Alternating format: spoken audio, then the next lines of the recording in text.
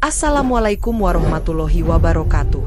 Apa kabar pemirsa Seribu Kisah yang dirahmati Allah? Pada kesempatan kali ini, Seribu Kisah akan membagikan sebuah kisah tentang seorang wanita solehah yang difitnah dengan keji oleh seorang laki-laki yang ditolak cintanya, yaitu berzina dengan anjing peliharaannya. Tapi berkat pertolongan Allah, lewat seorang ulama dan anjing peliharaannya, wanita tersebut selamat dari fitnah dan dikembalikan kehormatan dirinya. Lalu seperti apa kisah selengkapnya? Tonton terus video ini sampai selesai, supaya tidak salah pemahaman. Dan jangan lupa, bantu dukung channel ini, dengan cara like, subscribe dan share video ini, supaya channel ini bisa berkembang dan bermanfaat untuk banyak orang. Di sebuah desa terpencil, hiduplah seorang wanita janda solehah bernama Aisyah. Sejak kepergian suaminya, seorang pria soleh yang dihormati banyak orang di desanya, Aisyah merasakan seolah separuh jiwanya telah hilang. Di tengah kehidupan yang penuh kesepian dan kesedihan, kebaikan dan kemurnian hatinya menjadikannya seperti cahaya di tengah kegelapan. Meskipun desas-desus tentangnya beredar di kalangan penduduk desa, tapi tak satu pun yang berani menuduh Aisyah melakukan kesalahan. Dengan wajah yang bersinar penuh keikhlasan, dia menjalani hidupnya dalam diam, menghadapi segala cibiran dengan sikap rendah hati. Bahkan mereka yang memiliki niat jahat pun enggan menyakiti perasaannya, seolah ada kekuatan tak terlihat yang melindunginya dari keburukan. Di dalam rumahnya yang sederhana, Aisyah hidup dalam kesendirian yang mendalam, tanpa suami, anak, atau keluarga laki-laki yang dapat melindunginya. Dia menyadari betapa rentan posisinya, terutama di tengah gosip yang beredar. Namun, keyakinannya pada Allah tidak pernah pudar. Dalam setiap doa yang dipanjatkannya, dia menemukan kekuatan untuk melawan rasa kesepian yang selalu membayangi. Aisyah mengisi hari-harinya dengan puasa dan ibadah, mencari kedamaian dalam keheningan yang menyelimuti rumahnya. Setiap malam, saat ia sedang menjalankan ibadah sholat, dia merasa sangat dekat dengan Allah, seolah menerima petunjuk untuk tetap tegar dan menjalani takdirnya dengan penuh syukur. Sementara itu di desa sebelah, terdapat seorang pria kaya bernama Fauzan, yang terpesona oleh kecantikan Aisyah sejak pandangan pertama. Kecantikan dan kesederhanaan Aisyah menyita perhatian Fauzan. Namun ia tahu, bahwa mendekatinya bukanlah hal yang mudah. Aisyah yang jarang terlihat di luar rumah, membangun aura misterius yang membuatnya semakin menarik. Fauzan, yang dikenal sebagai pria taat beragama, merasakan ketertarikan yang dalam, tetapi juga tak berani untuk mengganggu ketenangan Aisyah. Dengan hati yang lembut dan penuh kebaikan, Fauzan bertekad untuk menghormati kesucian Aisyah, bahkan ketika hatinya bergetar setiap kali memikirkan sosok wanita itu. Menyadari kalau Aisyah mungkin menghadapi kesulitan sebagai seorang janda, Fauzan merasa tergerak untuk membantu tanpa melanggar batas. Dia berusaha mencari cara untuk menunjukkan dukungannya tanpa menambah gosip yang mungkin melukai hati Aisyah. Fauzan mulai merencanakan langkah-langkah kecil untuk mendekati Aisyah, salah satunya dengan menawarkan bantuan. Ia juga berdoa agar Allah membukakan jalan baginya supaya dapat mendekati Aisyah. Suatu hari, hujan deras mengguyur desa, menciptakan pemandangan yang sunyi. Dalam suasana itu, Aisyah menemukan seekor anak anjing kecil yang tergeletak di tepi jalan dalam kondisi terluka. Melihat makhluk malang itu, hatinya tergerak oleh belas kasih yang mendalam. Dengan penuh cinta, ia membawa anak anjing itu pulang, mengobati luka-lukanya, dan memberinya kehangatan yang sangat dibutuhkan. Dalam momen sederhana tersebut, anak anjing itu menjadi teman Aisyah, menggantikan kesunyian dengan kehadirannya yang ceria. Dalam setiap desah napas dan lompatan kecil anak anjing itu, dapat memberikan kebahagiaan sederhana yang menembus kegelapan kesendiriannya. Anjing itu, yang kini telah tumbuh dewasa, seolah telah menjadi bagian tak terpisahkan dari kehidupan Aisyah. Setiap hari, hewan peliharaan itu mendampingi Aisyah dalam segala aktivitas, dari berkebun di halaman belakang, hingga menikmati secangkir teh di teras rumah. Rasa nyaman yang diberikan anjing itu menyelimuti Aisyah seperti selimut hangat, mengusir kesepian yang selalu membayangi kehidupannya. Hubungan mereka berkembang menjadi ikatan yang kuat, di mana anjing itu bisa memahami setiap perasaan Aisyah. Ia menggoyangkan ekornya setiap kali Aisyah tersenyum dan menatapnya dengan penuh kasih. Kehadiran anjing itu telah mengubah suasana di rumah Aisyah, dari kesunyian menjadi kebahagiaan yang sederhana namun berarti. Suatu hari, Fauzan, pria kaya yang telah jatuh hati pada Aisyah, merasa cukup dengan perasaannya yang terpendam. Dalam pikirannya, dia membayangkan masa depan di mana Aisyah akan menjadi miliknya, terlepas dari stigma janda yang melekat padanya. Fauzan mengirim utusan untuk menyampaikan pesan kepada Aisyah, meminta agar mereka bisa bertemu, tetapi dengan syarat harus disertai oleh mahram, karena ia ingin menunjukkan rasa hormatnya pada norma-norma yang berlaku. Ketika pesan itu sampai ke tangan Aisyah, rasa tegas dan mantap menggelora dalam hatinya. Dia menolak tawaran itu dengan penuh keyakinan, tidak terpengaruh oleh harta atau status Fauzan. Dalam pandangannya, kekayaan tidak bisa menggantikan nilai-nilai yang telah dia pegang teguh selama ini. Pengalaman hidupnya sebagai janda telah mengajarinya untuk tidak mudah terjebak dalam godaan. Fauzan, yang tak terbiasa menghadapi penolakan, merasakan kemarahan yang mendidih. Dia tidak bisa memahami mengapa Aisyah, wanita yang seharusnya tidak sendirian dan membutuhkan perlindungan, menolak tawaran yang tampaknya menggiurkan. Dalam kemarahan yang membara, Fauzan merasa harus menghadapi Aisyah secara langsung, untuk membuktikan bahwa ia adalah pria yang tidak boleh ditolak. Dengan langkah pasti, dia kemudian menuju rumah Aisyah dan mengetuk pintu dengan kepercayaan diri yang tinggi. Aisyah terkejut dengan kedatangannya yang tiba-tiba itu. Dia bertanya dengan nada waspada, "Siapa di sana?" Fauzan, dengan nada sombong dan penuh keangkuhan, menjawab, "Saya adalah pria terkaya di kota ini, dan tidak ada yang bisa menolak saya." Dia yakin bahwa dengan statusnya ia akan bisa membuka pintu yang selama ini tertutup bagi banyak orang. Namun, Aisyah, dengan ketegasan yang tidak tergoyahkan, tidak gentar menghadapi Fauzan. "Saya tidak mengenal Anda. Tidak peduli seberapa kaya atau berkuasa Anda. Anda bisa pergi dan tidak akan pernah mendapatkan apa yang Anda inginkan dari saya," kata Aisyah dengan suara yang mantap, seolah menggema di dalam hati Fauzan. Penolakan itu bagaikan peluru tajam yang melukai ego Fauzan, dan ia terdiam, terkejut oleh keberanian Aisyah yang tak terduga itu. Di dalam dirinya, pertarungan antara ketertarikan dan kebanggaan mulai memanas, menciptakan ketegangan yang tak bisa diabaikan. Terkejut oleh penolakan yang langsung dan tegas, Fauzan kemudian berusaha memikat hati Aisyah dengan cara yang berbeda. Dengan nada lembut namun penuh gairah, dia berkata, "Saya akan memberikan apapun yang Anda inginkan, hanya dengan habiskan satu malam bersamaku. Sejak pertama kali melihatmu, aku telah terpesona dan ingin menjadikan kamu milikku." Dalam pernyataan tersebut terungkaplah kerinduan dan keinginan yang mendalam, tetapi di sisi lain ada nada paksaan yang tidak bisa disembunyikan. Aisyah, meskipun merasakan ketegangan di dalam hatinya, ia tetap berdiri teguh, menyadari bahwa hidupnya lebih berharga dari sekadar memenuhi keinginan seorang pria.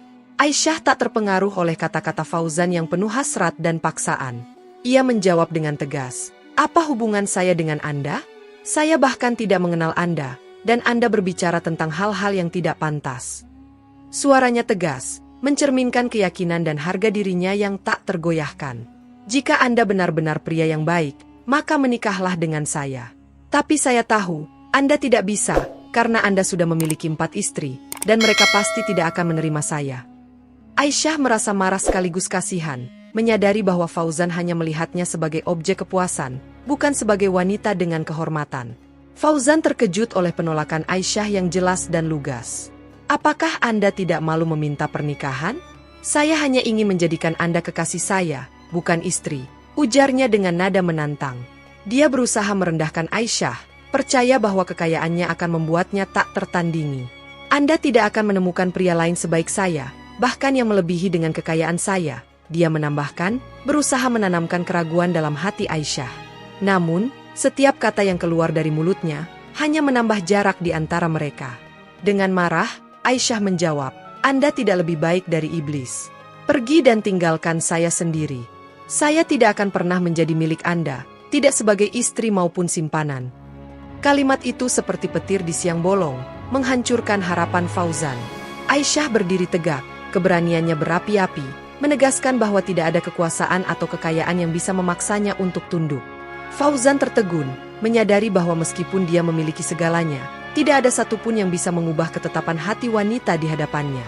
Fauzan, yang terbiasa dengan segala kemudahan hidup, merasa frustrasi oleh penolakan yang bertubi-tubi. Setiap usaha untuk mendekati Aisyah berujung pada kegagalan, dan rasa sakit itu semakin dalam. Dalam keputusasaannya, dia mulai merencanakan sesuatu yang lebih ekstrim. Dengan bantuan anak buahnya, dia merencanakan untuk menculik Aisyah, berpikir bahwa dengan cara itu dia bisa mengubah nasibnya. Kemudian dia menyuruh anak buahnya untuk melaksanakan rencananya itu. Saat mereka mau mendobrak pintu rumah Aisyah, tiba-tiba ada kekuatan gaib yang seolah-olah menghalangi mereka, menciptakan aura misterius yang membuat mereka mundur. Aisyah bagaikan dilindungi oleh sesuatu yang lebih besar dari sekedar perlindungan fisik. Akhirnya mereka pun tak berani meneruskan rencananya dan kembali ke tuannya. Setelah kembali, dengan wajah pucat, mereka melaporkan kepada tuannya, "Kami tidak bisa mendekati wanita itu, Tuan. Dia dilindungi oleh kekuatan tak terlihat." Suara mereka bergetar, seolah-olah mereka baru saja melihat sesuatu yang menakutkan.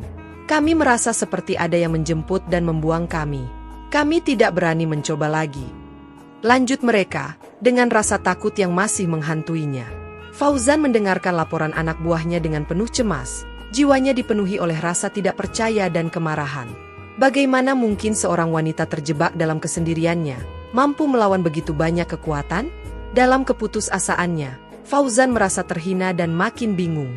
Dia bertanya-tanya, bagaimana mungkin saya, seorang pria kaya dan berkuasa, dikalahkan oleh seorang wanita? Suara keraguan dan frustrasi menggema dalam pikirannya. Bahkan anak buahku yang kuat, tidak bisa melawan kekuatan yang menyelamatkannya. Apa rahasia di balik semua ini? Hari berikutnya, Fauzan mengamati rumah Aisyah dari kejauhan, hatinya bergejolak antara kekaguman dan kebencian.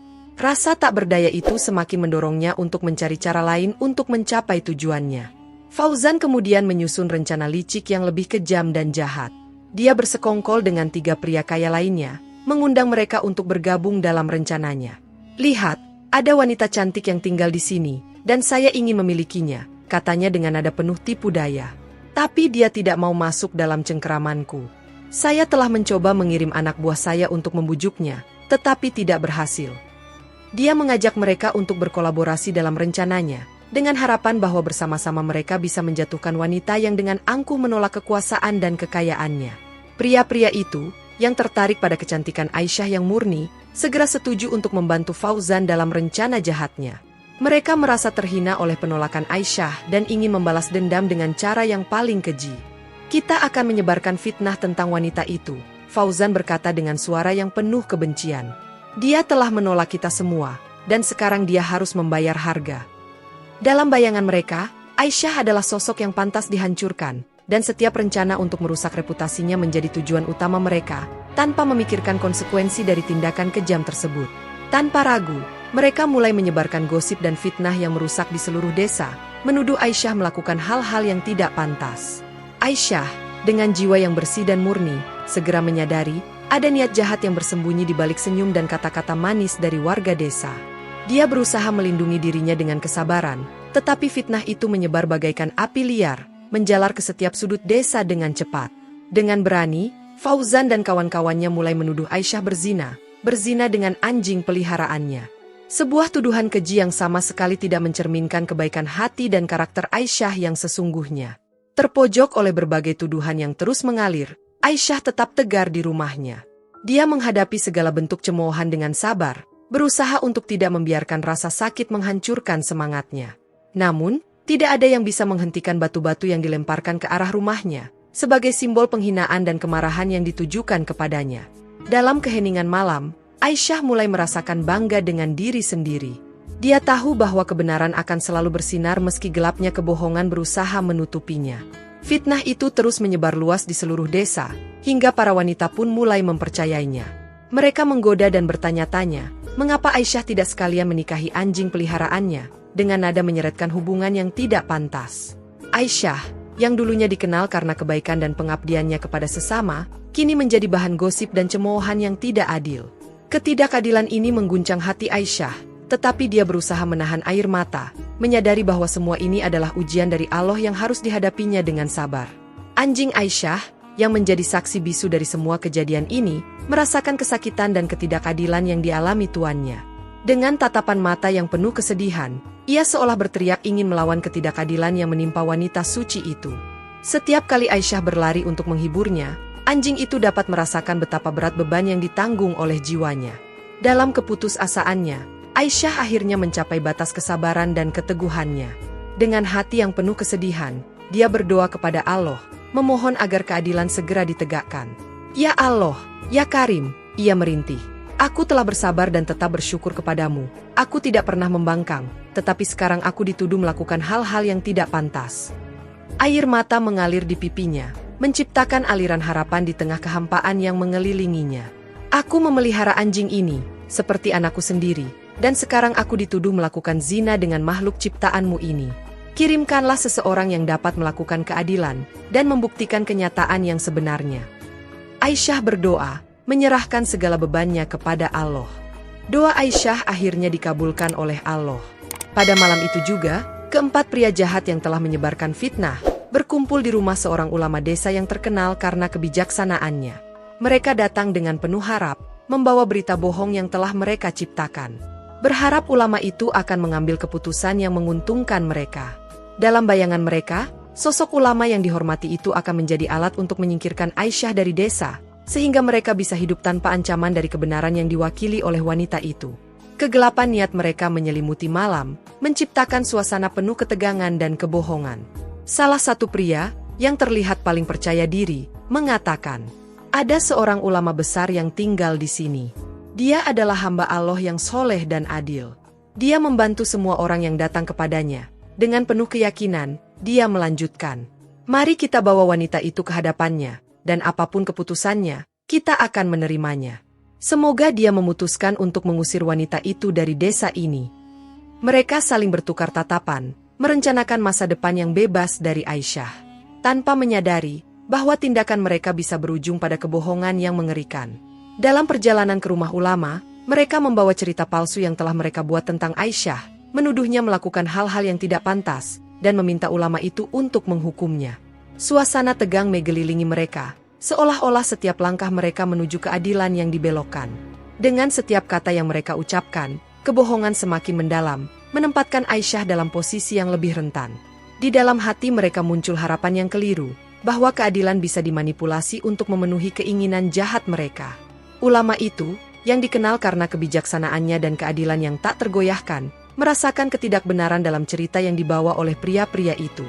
Dia menyadari bahwa ada sesuatu yang tidak beres dalam narasi mereka. "Sebelum saya mengambil keputusan," katanya dengan tenang, "saya harus bertemu dengan wanita itu sendiri." Dengan penuh rasa hormat, dia meminta agar Aisyah dipanggil ke hadapannya.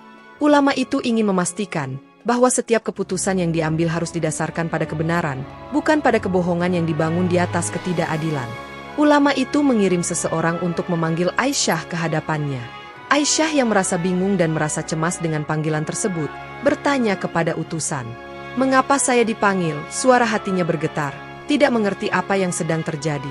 Utusan itu menjawab, "Saya tidak tahu, tetapi masalah ini sangat penting dan harus dibawa ke hadapan ulama." Rasa ingin tahunya semakin membesar, tetapi Aisyah tetap tenang. Berusaha untuk tidak membiarkan rasa ketakutan menguasai pikirannya. Ia tahu bahwa menghadapi ulama yang bijaksana adalah kesempatan untuk menjelaskan segala sesuatunya. Ulama Salim, yang bijaksana dan adil, memanggil keempat pria itu secara terpisah untuk diinterogasi. Dia memeriksa mereka satu persatu, memastikan bahwa semua informasi yang disampaikan dapat dipertanggungjawabkan. Dengan nada serius, dia bertanya kepada masing-masing pria, "Apakah Anda melihat wanita itu melakukan zina dengan anjing? Dan jika iya, apa warna anjing itu?" Pertanyaan itu mengguncang mereka, menyoroti absurditas tuduhan yang mereka buat dan menciptakan ketegangan di antara mereka. Setiap detik terasa lama, seolah waktu berjalan sangat lambat saat mereka menyadari bahwa mereka sedang menghadapi konsekuensi dari kebohongan mereka. Pria pertama, yang terlihat paling gugup mendengar pertanyaan itu, menjawab dengan terbata-bata, "Anjing itu berwarna hitam." Suaranya bergetar, mencerminkan ketidakpastian dan rasa takut yang menggerogoti hatinya. Dia berusaha meyakinkan ulama bahwa dia berkata jujur, meskipun dalam hatinya ia tahu bahwa jawabannya hanyalah kebohongan. Ketegangan semakin menumpuk saat ulama mencatat jawabannya, seolah-olah kebenaran akan segera terungkap melalui setiap detail yang tampaknya sepele. Setelah mendengar jawaban dari pria pertama, ulama Salim kemudian memanggil pria kedua secara pribadi dan menanyakan pertanyaan yang sama. Pria itu, setelah berpikir sejenak dan merasakan tekanan yang luar biasa, menjawab, "Anjing itu berwarna merah tua." Kata-katanya keluar dengan cepat, tetapi di dalam hatinya ia merasakan kebohongan yang semakin menekan. Dalam pikirannya pertanyaan sama berulang, apakah kebohongan ini akan terus berlanjut? Ulama Salim menatapnya dengan tatapan tajam, seolah dapat membaca kedalaman kebenaran yang tersembunyi di balik setiap jawaban yang mereka berikan. Ketika ulama Salim bertanya kepada pria ketiga, suasana di ruangan itu semakin tegang. Pria itu dengan percaya diri berusaha menunjukkan ketegasan, menjawab, "Anjing itu berwarna coklat seperti warna tanah." Namun, di balik ketenangannya, kepanikan mulai merayap. Dia berusaha untuk tidak terpengaruh oleh tekanan yang mengelilinginya. Tetapi saat semua mata tertuju padanya, rasa bersalah mulai menggerogoti hati dan pikirannya. Jawabannya meski terdengar meyakinkan, sebenarnya hanyalah satu bagian dari kebohongan yang semakin rumit. Akhirnya, ketika ulama saling bertanya kepada pria keempat, jawabannya mengejutkan semua orang. Dengan tegas dan penuh keyakinan, pria itu menjawab, "Saya tahu warna anjing itu. Bahkan dalam kegelapan, anjing itu berwarna putih." Suaranya bergetar sedikit, tetapi ia berusaha mempertahankan posisinya seolah-olah itu adalah kebenaran yang tak terbantahkan. Ketidakpastian mulai menyebar di antara para penuduh. Saat mereka menyadari bahwa semakin banyak jawaban yang diberikan, semakin jelas terlihat kebohongan yang mereka ciptakan. Pada saat ini, Ulama Salim merasakan ketidakberesan dalam semua kesaksian itu. Ulama Salim, dengan kebijaksanaan yang dimilikinya, memanggil Aisyah ke hadapannya. Semua orang terkejut melihatnya datang bersama anjingnya yang setia, yang selalu berada di sampingnya meskipun fitnah beredar. Aisyah melangkah dengan penuh keberanian, dan setiap langkahnya seperti menantang kebohongan yang telah dipancangkan di sekelilingnya. Ulama Salim, dengan penuh kemarahan yang terpendam, berkata, "Warna anjing itu bukan putih, merah, hitam, atau coklat, tetapi semua warna itu sekaligus." Dia menunjuk pada anjing yang berada di samping Aisyah, yang memiliki corak beragam. Artinya, anjing itu memiliki berbagai warna di tubuhnya, dan kalian semua telah berbohong. Suaranya menggema di dalam ruangan, mengungkapkan kebenaran yang tertindas dan menantang setiap tuduhan yang dilontarkan. Ketegangan meningkat, dan wajah para pria itu mulai memucat saat mereka menyadari bahwa kebohongan mereka akan terungkap. Para pria itu menjadi ketakutan, dan salah satu dari mereka berusaha untuk membela diri. "Kami hanya mengatakan yang kami lihat. Kami bersaksi dengan jujur." Mereka mengeluh, suara mereka bergetar oleh rasa panik yang menggerogoti jiwa mereka. Mereka berusaha meyakinkan ulama bahwa mereka tidak berniat berbohong. Tetapi saat mereka berbicara, kebohongan mereka terasa semakin jelas. Dalam keraguan yang menggelayuti pikiran mereka bertanya-tanya apakah mereka bisa menyelamatkan diri dari konsekuensi tindakan mereka. Ulama Salim tersenyum dengan penuh kebijaksanaan dan berkata, "Tidak ada manusia atau hewan yang akan bersaksi melawan wanita ini. Jika anjing ini bisa berbicara, mungkin dia akan membela wanita ini." Dengan penuh keyakinan, dia melanjutkan, "Tapi anjing tidak bisa berbicara. Jadi sekarang, dengan izin Allah, kita akan melihat kebenaran terungkap." Setiap kata yang keluar dari mulutnya terasa seperti sebuah janji, membangkitkan harapan di hati Aisyah dan mereka yang percaya padanya. Dalam sekejap, suasana ruangan itu berubah dari ketakutan menuju harapan. Semua orang bersiap menyaksikan kebenaran yang akan terungkap. Ulama Salim kemudian memanggil anjing itu, yang setia berdiri di samping Aisyah. Dengan suara tegas, ia berkata, "Dengan nama Allah, anjing ini telah memakan garam dari majikannya. Majikannya telah menyelamatkannya dari jalan, dan telah merawatnya seperti anak sendiri." Suasana dalam ruangan semakin tegang, saat semua orang menunggu apa yang akan terjadi selanjutnya. "Jika bukan karena anjing ini, kamu tidak akan bertahan hidup. Sekarang anjing ini akan membuktikan kebenaran." Ucapan ulama itu memberikan harapan baru, dan semua mata tertuju pada anjing yang akan menjadi saksi dalam pertempuran antara kebohongan dan kebenaran. Dengan keajaiban Allah yang tak terduga, anjing itu mulai berbicara. Suara lembutnya memecah keheningan. Wanita ini sangat bersih dan baik. Dia adalah wanita yang luar biasa, dan Allah telah memberkahi dia dengan derajat yang tinggi. Setiap kata yang diucapkan anjing itu penuh dengan ketulusan, mencerminkan hubungan mendalam antara Aisyah dan hewan peliharaannya. Dia adalah wanita yang kesepian, dan dunia harus memperlakukannya dengan adil. Allah telah memutuskan bahwa wanita mulia ini telah dituduh dan difitnah. Dengan keberanian yang luar biasa, anjing itu melanjutkan menegaskan bahwa mereka yang melakukan kebohongan ini adalah orang-orang jahat yang tidak akan terhindar dari konsekuensi tindakan mereka. Anjing itu melanjutkan, "Saya bersaksi bahwa wanita ini tidak bersalah. Dia telah merawat saya dengan baik, dan saya akan melindungi kehormatannya." Setiap detik terasa menegangkan saat semua orang mendengarkan dengan seksama, terserap dalam kebenaran yang terungkap. "Saya bersaksi di hadapan Allah dan semua makhluknya." Anjing itu mengakhiri pernyataannya dengan suara yang tegas. Kata-kata itu menggugah emosi di dalam hati Aisyah, dan memberi semangat baru bagi mereka yang telah mempercayainya. Ketegangan di dalam ruangan meningkat saat para pria itu menyadari bahwa kebohongan mereka telah terbongkar di hadapan orang-orang yang mereka anggap akan mempercayai mereka. Para pria itu menjadi sangat ketakutan dan mulai menangis, mengingat kesalahan besar yang telah mereka buat. Rasa penyesalan mengisi hati mereka saat mereka memohon ampun kepada ulama Salim dan Aisyah, menyadari betapa mereka telah terperosok dalam kebohongan. Air mata mereka mengalir, mencerminkan betapa menyesalnya mereka atas tindakan mereka, yang telah menyakiti seorang wanita yang tidak bersalah. Dalam momen itu setiap pria merasakan beban moral yang menghimpit, dan mereka berharap untuk mendapatkan pengampunan, meskipun tidak ada jaminan bahwa mereka akan diampuni. Ulama Salim dengan ketegasan yang memancarkan otoritas, membuat keputusan yang jelas dan tegas. Dia berkata, keputusan telah dibuat di pengadilan ini. Keempat pria ini beserta yang menyuruhnya, harus dihukum atas kejahatan mereka, dan wanita ini telah dibuktikan tidak bersalah. Suara ulama itu bergema di seluruh ruangan, memberikan keadilan yang ditunggu-tunggu.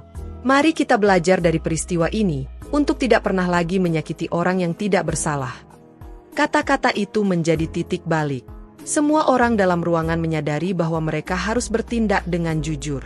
Aisyah, dengan rasa syukur yang tak terlukiskan, mengangkat kedua tangannya dan bersyukur kepada Allah. Air mata kebahagiaan mengalir di pipinya, saat dia menyaksikan kebenaran bersinar melalui kebohongan yang telah lama membayangi hidupnya. Ulama Salim dengan tegas juga mengatakan, fitnah tidak akan bertahan selamanya, dan setiap kebohongan yang diucapkan akan terungkap pada akhirnya. Aisyah tidak bersalah, dan semua tuduhan yang ditujukan padanya hanyalah dusta semata. Aisyah menatap anjingnya dengan penuh kasih. Terima kasih sahabatku, telah menemani saya melewati masa-masa sulit ini, bisiknya, menyadari bahwa dalam perjalanan hidup yang penuh liku ini, anjing itu bukan hanya sekadar hewan peliharaan, tetapi juga teman sejati. Pesan dari kisah ini mengingatkan kita bahwa kejujuran dan kebenaran akan selalu bersinar, meskipun dalam kegelapan yang paling pekat. Mari kita semua menjaga kehormatan sesama dan menjadi suara bagi mereka yang terdiam. Wallahu a'lam bishawab. Wassalamualaikum warahmatullahi wabarakatuh.